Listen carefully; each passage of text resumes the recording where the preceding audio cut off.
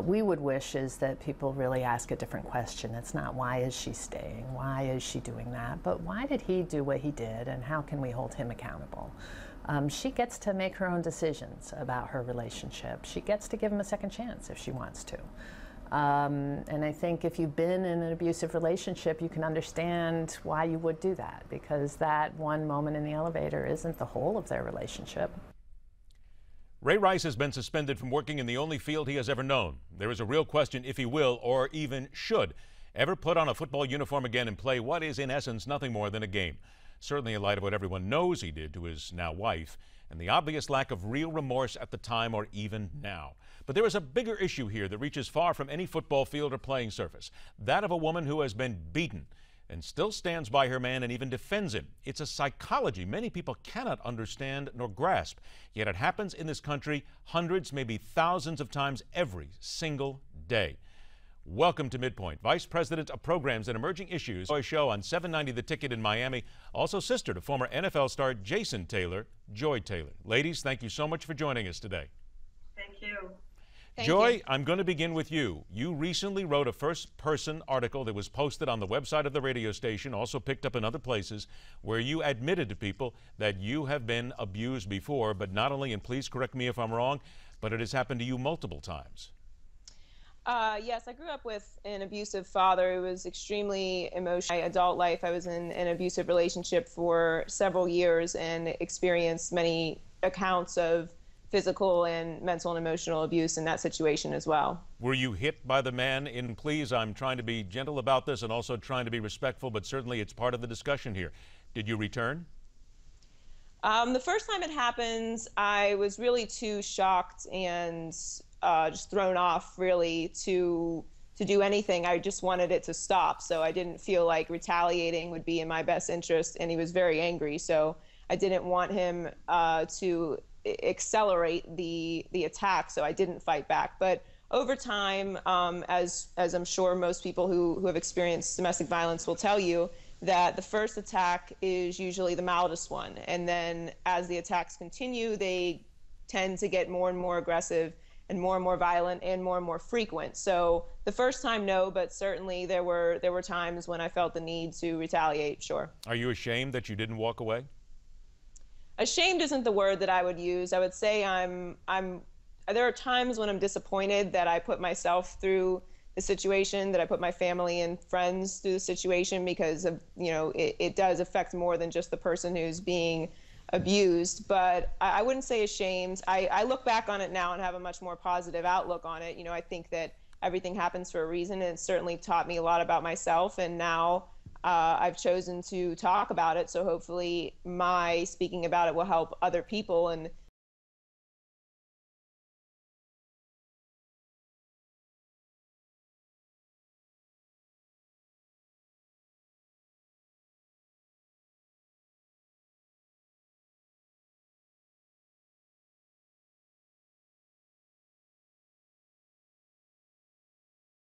retaliating would be in my best interest, and he was very angry, so I didn't want him to accelerate the attack, so I didn't fight back. But over time, as I'm sure most people who have experienced domestic violence will tell you, that the first attack is usually the mildest one, and then as the attacks continue, they tend to get more and more aggressive and more violent and more frequent. So the first time, no, but certainly there were times when I felt the need to retaliate, sure. Are you ashamed that you didn't walk away?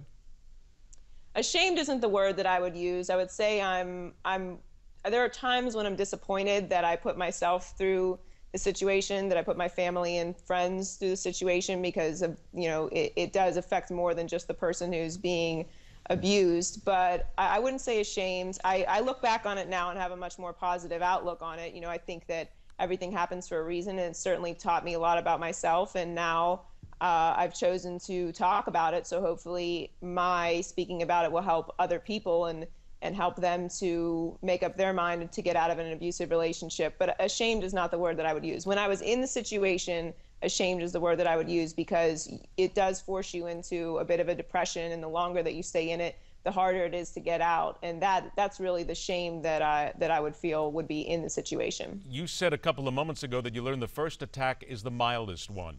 So when you look at what Ray Rice did to his fiancee, now wife, in the elevator, the full fist to the face, is there any doubt in your mind, and again, this is your opinion, that this was not the first time?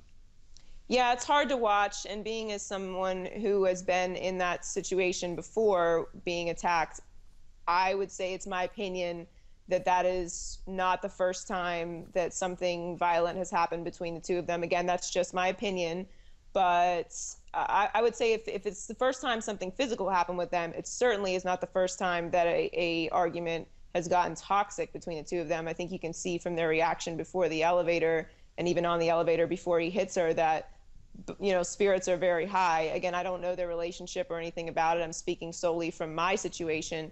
The first time my abuser was violent with me, looking back on it now, I should have really felt like I should have seen it coming, because there was a progression of mental and emotional abuse and control issues and very aggressive behavior that led up to that situation happening. So again, everyone's situation is different, but my experience, when I watched that video, I felt like, you know, I knew what was happening. Renee, I'm going to turn to you, and I'm going to start out by quoting Liz Roberts, who's the Deputy CEO and Chief Program Officer at Safe Horizon, who said, and our audience will see this, the reality is that 1 in 4 women in this country will experience domestic violence in her lifetime, and this not just a problem of athletes. It's not about football. It's about what is our culture. What are our expectations of men in this culture, and are we going to change them? I would imagine that you would agree with that, but certainly there are those who say that football is a culture in itself, and it seems to breed this. There are many football players, past and present, who have been involved in domestic cases. So there is a culture there that's the problem in football, but certainly we cannot avoid the culture on the outside and off the field. I absolutely agree. It is a problem in our culture, and football happens within that context. There are, I think, some things that are particular to professional sports that we do need to pay attention to. And one is that we give athletes a lot of leeway and often don't hold them accountable for their behavior. Frequently, that starts when they're playing high school and college sports, and it continues into professional sports. And so they may not suffer the kinds of consequences that the rest of us might. So that really helps breed a sense of entitlement that really can be a great breeding ground for domestic violence. Then what breeds that domestic violence problem then with those who are not involved in collision sports and sports such as these, where the realizing that they made a mistake can really be a powerful force in changing this, because NFL stars are huge role models. A couple of minutes I have left here. I want to make sure I get this in here. As we started out this segment, we heard an interview from a specialist who said the wrong question is, why is she staying? Would you agree that's the wrong question? Absolutely. The right question is, why did he choose this? And we hope that he will choose something differently. And in the meantime, there are consequences for battering your intimate partner.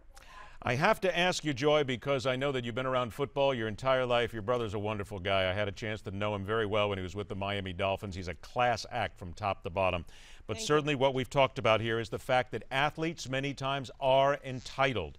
From the moment they're in Pop Warner, high school, college pros, they're led to believe that they can get away with anything, anytime, and there will be no consequences. Would you not agree that that simply does happen, and that is, in reality, a part of this culture? I would agree with that. I would say that the problem of domestic violence is obviously much, much bigger than the NFL, but the NFL has a responsibility to its millions of fans, both men and women, young and old, to show that they won't tolerate domestic violence in their league. And it's not just Ray Rice. There's plenty of other athletes who play in the NFL who have had issues with this, and that's why Roger Goodell decided to increase the suspension, which I agree with. And I think that the entitlement certainly is there. I think it doesn't discourage people from bad behavior. I mean, we all know no matter what happens, there will always be bad behavior. There's prisons and there's still people that break the law. But saying that if you're a part of this organization, this type of behavior will not be tolerated will discourage some people from acting that way. And the NFL has a responsibility to do that. Renee, only 15 seconds left here. Really important that women who are in trouble get help, correct? Absolutely.